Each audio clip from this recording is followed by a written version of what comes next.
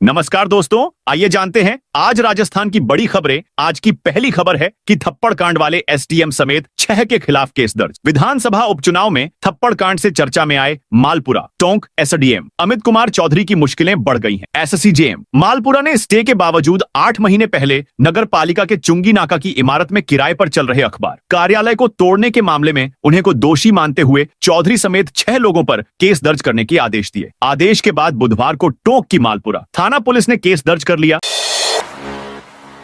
BAP विधायक को दी जमानत। राजस्थान की सियासत में हलचल मचाने वाले रिश्वत मामले में भारत आदिवासी पार्टी बीएपी के बागीदौरा बांसवाड़ा से विधायक जयकृष्ण पटेल और उनके 3 साथियों को राजस्थान हाईकोर्ट ने गुरुवार को जमानत दे दी। जयकृष्ण पटेल पर विधानसभा सदस्य के पद का दुरुपयोग कर 20 लाख रुपए की रिश्वत लेने का आरोप है। उनके साथ उनके चचेरे भाई विजय कुमार पटेल, जगतपुरा निवासी लक्ष्मण सिंह मीणा और अलवर निवासी जगराम मीणा को भी जमानत मिली है। राजस्थान प्री प्राइमरी स्तर पर संस्कृत विषय अनिवार्य करने वाला पहला राज्य बनेगा। भारतीय जनता पार्टी के नेतृत्व की राजस्थान सरकार प्रदेश के सभी स्कूलों में प्री प्राइमरी स्तर से संस्कृत को अनिवार्य विषय के रूप में लागू करने जा रही है। अधिकारियों के अनुसार यह फैसला लागू होने पर राजस्थान देश का पहला राज्य होगा जहां प्री प्राइमरी कक्षाओं से ही संस्कृत पढ़ाई जाएगी। संस्कृत शिक्षा आयुक्त प्रियंका जोधावत ने बताया कि इस संबंध में वर्ष की शुरुआत में ही कैबिनेट को प्रस्ताव भेजा जा चुका है। हमने पाठ्यक्रम का ढांचा तैयार कर लिया है और किताबें भी लॉन्च कर दी है। कैबिनेट की अंतिम मंजूरी मिलते ही कक्षाएं शुरू कर दी जाएंगी। आनंदपाल सिंह का एनकाउंटर करने वाले पुलिसकर्मियों के खिलाफ याचिका। राजस्थान के चूरू जिले के गांव मालासर में 2017 के चर्चित आनंदपाल सिंह एनकाउंटर मामले में नया मोड़ आ गया है। आनंदपाल सिंह की पत्नी राजकंवर ने मामले को फर्जी बताते हुए वकील के जरिए चूरू के जिला एवं सत्र न्यायालय में याचिका दायर कर मामले में सुप्रीम कोर्ट के आदेशों की पालना करने की मांग की है। राजकंवर ने याचिका के जरिए बताया कि सीबीआई कोर्ट इस मामले को पहले ही फर्जी करार दे चुकी है। कोर्ट के आदेश के बावजूद एनकाउंटर में शामिल पुलिस अधिकारियों को out on off turn promotion और पुरस्कार दिए गए। याचिका में आगे कहा कि यह कार्रवाई 23 सितंबर 2014 के सुप्रीम कोर्ट के उस आदेश के खिलाफ है जिसमें कहा गया था एनकाउंटर के तुरंत बाद गैलेंट्री पुरस्कार या प्रमोशन नहीं दिए जा सकते जब तक बहादुरी संदेह से परे साबित नहीं हो जाए। राजस्थान में भर्ती परीक्षाओं के नियमों में बड़ा बदलाव। राजस्थान कर्मचारी चयन बोर्ड ने भर्ती परीक्षाओं के नियमों में बड़ा बदलाव किया है। पटवारी भर्ती परीक्षा के साथ ही भविष्य में होने वाली सभी भर्ती परीक्षाओं में अभ्यर्थी कड़ा, कृपाण, पगड़ी और मंगलसूत्र पहनकर परीक्षा दे सकेंगे। इसके लिए अभ्यर्थियों को 3 स्तर की जांच से गुजरना होगा। ऐसे में अगर कोई अभ्यर्थी संदिग्ध मिलेगा, ऐसे अभ्यर्थियों के इनर वियर तक खुलवाकर जांच की जाएगी। राजस्थान कर्मचारी चयन बोर्ड के अध्यक्ष आलोक राज ने भास्कर को बताया, कड़ा, पगड़ी और कृपाण पहनकर अभ्यर्थी परीक्षा में शामिल हो सकेंगे। परीक्षा केंद्र में एंट्री के दौरान उनकी जांच की जाएगी। अगर किसी अभ्यर्थी ने ब्लूटूथ डिवाइस या कुछ और छुपाया, उसे परीक्षा केंद्र में एंट्री नहीं दी जाएगी। क्लास 9 से 12 में एडमिशन अब 30 अगस्त तक। प्रदेश के सरकारी और गैर सरकारी स्कूलों में अब 30 अगस्त तक कक्षा 9 से 12 तक की क्लास में एडमिशन हो सकेंगे। इससे पहले 16 अगस्त लास्ट डेट तय की गई थी। दरअसल शिक्षा विभाग बड़ी संख्या में प्राइवेट स्कूल को मान्यता नहीं दे पाया है। ऐसे में बार बार डेट्स में फेरबदल करना पड़ रहा है। माध्यमिक शिक्षा निदेशक सीताराम जाट ने सभी सरकारी व प्राइवेट स्कूल में 30 अगस्त तक कक्षा 9 से 12 तक के एडमिशन करने के आदेश दिए हैं। वहीं कक्षा 1 से 8 तक के एडमिशन पूरे साल होते हैं। वहीं pre primary classes nursery, LKG और यूकेजी में भी पूरे साल एडमिशन जारी रहेंगे। शिक्षा विभाग ने दूसरी बार एडमिशन की डेट्स में बढ़ोतरी की है। ऐसे में माध्यमिक शिक्षा बोर्ड अजमेर को भी बोर्ड फॉर्म भरने की लास्ट डेट में बदलाव करना पड़ सकता है। सीएम बोले 5 साल में 10 लाख नौकरी देंगे। सीएम भजनलाल शर्मा ने कहा 5 साल में 4 लाख सरकारी और निजी क्षेत्र में 6 लाख नौकरी सृजित करने का संकल्प लिया है। 75,000 से अधिक नियुक्ति पत्र सौंपे जा चुके हैं। 1,68,000 पदों पर भर्ती प्रक्रिया चल रही है। उन्होंने कहा भारत आज आत्मनिर्भरता की नई कहानी लिख रहा है। जीरो डिफेक्ट जीरो इफेक्ट के साथ हमें आगे बढ़ने की आवश्यकता है। हमारे उत्पादों में न केवल सर्वोत्तम गुणवत्ता होनी चाहिए बल्कि ऐसे उत्पाद बनाने चाहिए जिनसे पर्यावरण को भी नुकसान न पहुंचे। टेक्नोलॉजी आत्मनिर्भर भारत की रीढ़ है। जय जवान, जय किसान, जय विज्ञान में अब जय अनुसंधान जोड़ने की जरूरत है। सीएम ने जोधपुर के बरकतुल्लाह खां स्टेडियम में राज्य स्तरीय समारोह में ध्वजारोहण किया। नागपुर दिल्ली की तरह राजस्थान में भी बनेगा। ये स्पेशल पार्क नागपुर और दिल्ली की तरह कोटा में भी दिव्यांगों के लिए पार्क तैयार किया जाएगा। कोटा विकास प्राधिकरण केडीए ने इस पार्क के निर्माण की योजना तैयार कर ली है। यह पार्क श्रीनाथपुरम क्षेत्र में ग्रीन बेल्ट में विकसित किया जाएगा। इसके लिए स्थान का चिन्हीकरण कर केडीए की ओर से राज्य सरकार को स्वीकृति के लिए प्रस्ताव भी भेज दिए गए हैं। केडीए की ओर से विकसित किए जाने वाले इस पार्क में दिव्यांगों के लिए जरूरी हर सुविधा का विकास किया जाएगा। इससे दिव्यांगों को पार्क में घूमने फिरने से लेकर खेलने में कोई परेशानी नहीं होगी। यहां तक कि पार्क में झूले भी उनकी सुविधाओं को ध्यान में रखते हुए लगाए जाएंगे। छात्र संघ चुनाव पर मंत्री किरोड़ीलाल मीणा का बड़ा बयान। कृषि मंत्री किरोड़ीलाल मीणा ने कहा कि मनरेगा में कांग्रेस राज में हुई अनियमितताओं की जांच हो रही है। करौली जिले के मंडरायल क्षेत्र की एक ग्राम पंचायत में 22 करोड़ रुपए डकार लिए गए, जिसकी आयकर विभाग को भी शिकायत की गई है। उन्होंने छात्र संघ चुनाव रोकने को कांग्रेस की गलती बताते हुए कहा कि गलती रिपीट नहीं होनी चाहिए। कृषि मंत्री मीणा ने गुरुवार को मीडिया से बात करते हुए कहा कि छात्रों पर लाठीचार्ज किया जाना गलत है, लेकिन कानून हाथ में लेने वालों पर कार्रवाई करनी पड़ती है। उदयपुर में निर्माणाधीन स्कूल का छज्जा गिरा। राजस्थान के उदयपुर जिले की कोटड़ा तहसील के पाठुनबाड़ी गांव में आज एक बड़ा हादसा हो गया, जिससे इलाके में हड़कंप मच गया। यहां एक निर्माणाधीन स्कूल भवन का अचानक छज्जा गिरने से उसके नीचे दबकर एक बच्ची की मौके पर ही मौत हो गई, जबकि एक अन्य बच्ची घायल हो गई। शिक्षा विभाग के एडीपीसी अतिरिक्त जिला परियोजना समन्वयक ननिहाल सिंह ने बताया कि यह हादसा पीएम श्री स्कूल के निर्माणाधीन भवन में हुआ। सुबह के समय 2 बच्चियां भवन के पास बकरियां चरा रही थीं। तभी अचानक छज्जा गिर गया। एक बच्ची उसकी चपेट में आकर दब गई और उसकी मौके पर ही मौत हो गई। दूसरी बच्ची घायल है। लाल किले से पीएम मोदी ने किया बड़ा ऐलान। आज 79वें स्वतंत्रता दिवस पर लाल किले की प्राचीर से प्रधानमंत्री नरेंद्र मोदी ने एक ऐसा सपना देश के सामने रखा जो कुछ साल पहले तक सिर्फ कल्पना लगता था। उन्होंने ऐलान किया कि भारत अब सिर्फ चांद और मंगल पर ही नहीं बल्कि अंतरिक्ष में भी अपनी धाक जमाएगा। पीएम मोदी ने साफ साफ कहा कि हम अपना खुद का स्पेस स्टेशन बनाएंगे। यह बयान इस बात का सबूत है कि नया भारत अब सिर्फ जमीन पर नहीं, आसमान में भी आत्मनिर्भरता की उड़ान भर रहा है।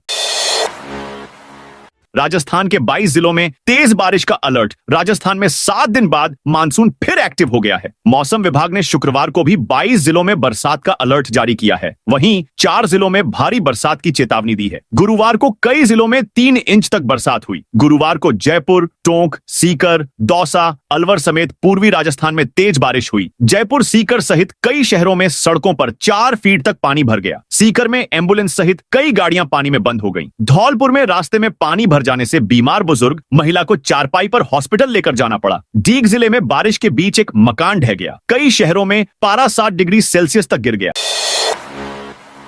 किसानों की समस्याओं को लेकर आंदोलन करेगी कांग्रेस बूंदी में। कांग्रेस ने किसानों के हित में बड़ा आंदोलन करने की घोषणा की है। 28 अगस्त को जिला मुख्यालय पर फसल मुआवजे और स्मार्ट मीटर के विरोध में प्रदर्शन किया जाएगा। पूर्व मंत्री और हिंडोली विधायक अशोक चांदना ने सर्किट हाउस में यह जानकारी दी। उन्होंने बताया कि जून जुलाई में हुई अत्यधिक बारिश से किसानों की फसलें बर्बाद हो गई हैं। धान को छोड़कर अन्य सभी फसलें खेतों में ही नष्ट हो गईं। चांदना ने कहा कि किसान फसल बोने के लिए कर्ज लेते हैं। सरकार को तुरंत मुआवजा देना चाहिए ताकि किसान अपने परिवार का पालन पोषण कर सकें। उन्होंने हरियाणा का उदाहरण देते हुए कहा कि वहां किसानों को मुफ्त बिजली मिल रही है, लेकिन राजस्थान सरकार स्मार्ट मीटर लगाकर किसानों पर अतिरिक्त बोझ डाल रही है।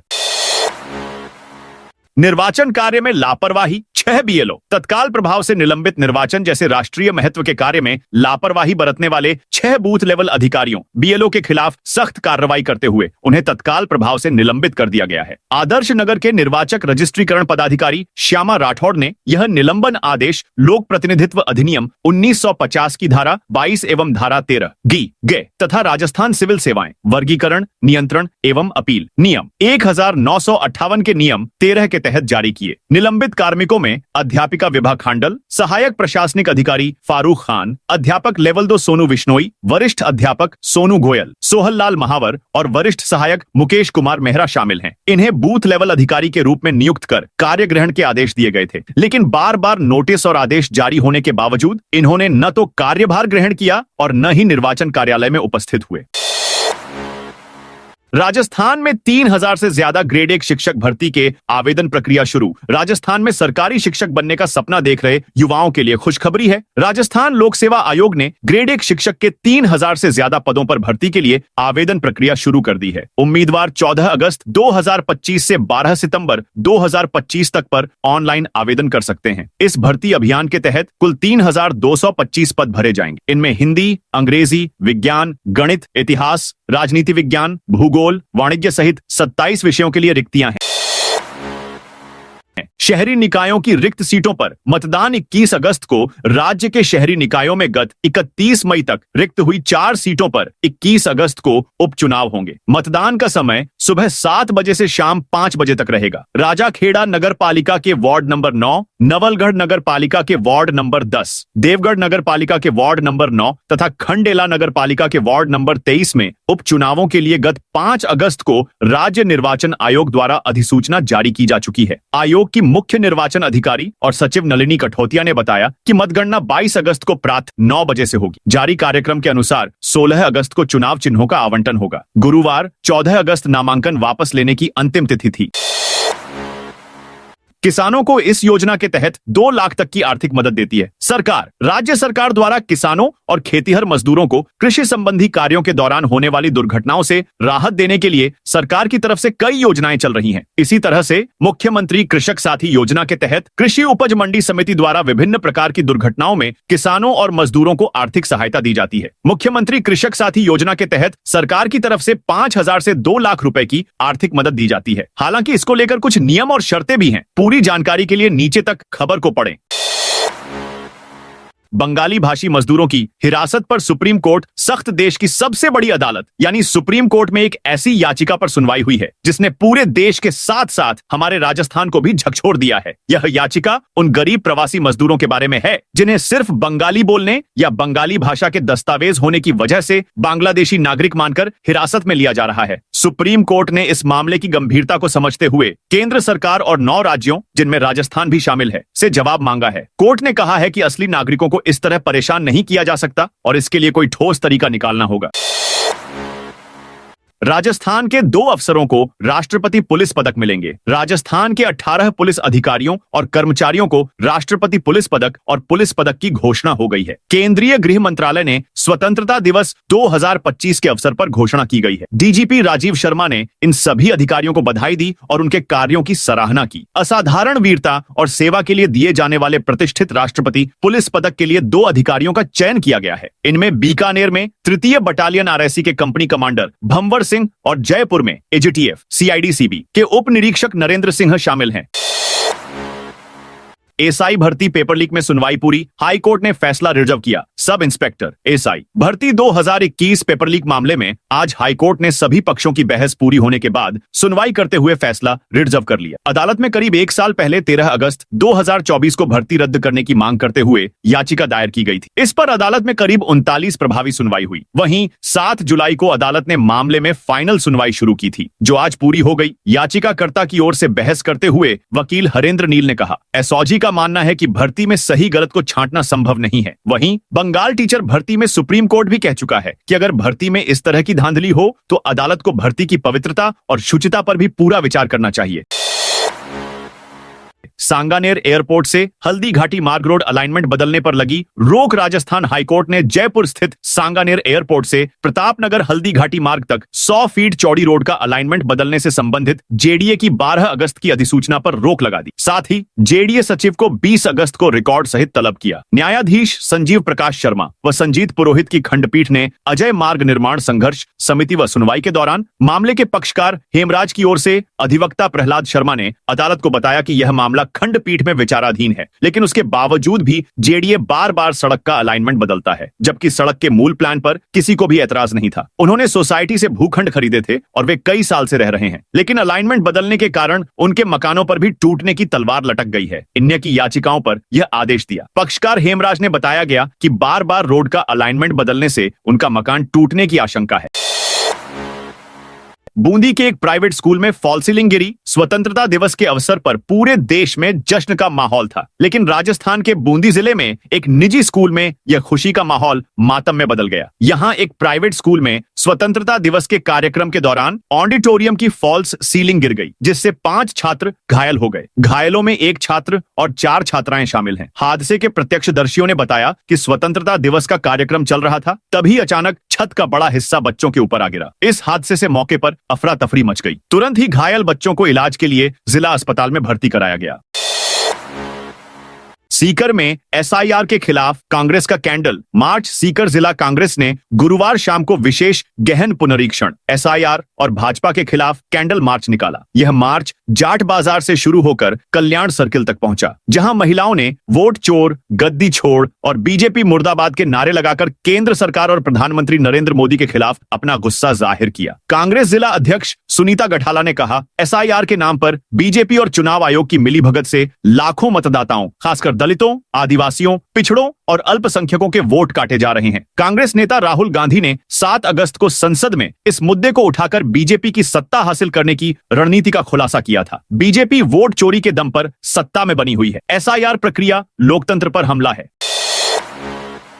सांगानेर एयरपोर्ट से प्रतापनगर के हल्दी घाटी सर्किल तक की 100 फीट चौड़ी रोड के निर्माण मामले में जेडीए की 12 अगस्त के अलाइनमेंट बदलाव के नोटिफिकेशन पर रोक लगा दी है। वहीं मामले में जेडीए सचिव को 20 अगस्त को पूरे रिकॉर्ड सहित पेश होने के लिए कहा है। जस्टिस संजीव प्रकाश शर्मा एवं संजीत पुरोहित की खंडपीठ ने यह आदेश अजय मार्ग निर्माण संघर्ष समिति सहित अन्य की याचिकाओं पर दी। मामले के पक्षकार हेमराज के एडवोकेट प्रहलाद शर्मा ने बताया कि यह मामला हाईकोर्ट की डिवीजन बेंच में विचाराधीन है, लेकिन उसके बावजूद भी जेडीए बार बार रोड का अलाइनमेंट बदलता है, जबकि रोड के मूल प्लान पर किसी को भी एतराज नहीं था।